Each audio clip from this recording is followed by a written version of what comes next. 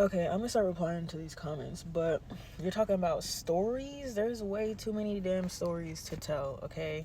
My stories is that, like, sometimes the kids will be too loud because, kids are just fucking loud, right?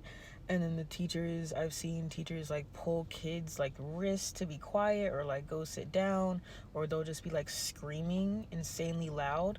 And I feel like there's a difference between screaming at a kid and using like a strong voice, because if you have a strong voice, you can command the room and then the kids will look at you, or you can even do different things like, clapping or like, snapping or have like a little bell or something.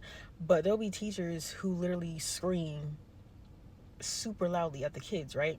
To the point where parents would be walking by the classroom and they would be like, yeah, next year I don't want my kid in that class because that teacher screams, right?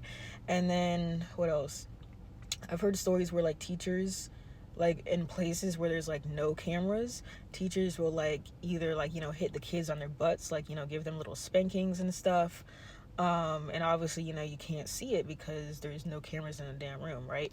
And then a bunch of people are commenting like, oh, you need to work at a place where they do have cameras where the parents can watch, but realistically the teachers know the blind spots of the cameras, so I feel like cameras don't really do that much as if there weren't any cameras.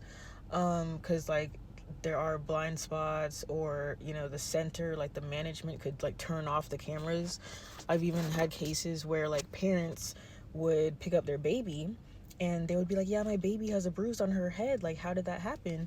And then the teacher will write a report for it and they'll be like, yeah, your baby just fell down, tripped over some blocks, or tripped over another kid, it's a bruise, like what can we do about it, right?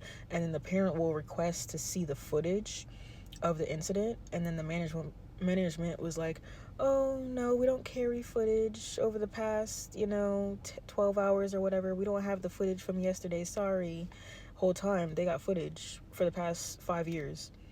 So I don't know, half the time it'd be like a bad apple, because like the school could be good and you could have good teachers there, but it could just be one out of the 20 teachers that are bad, or it could be the management which doesn't give a fuck about the kids.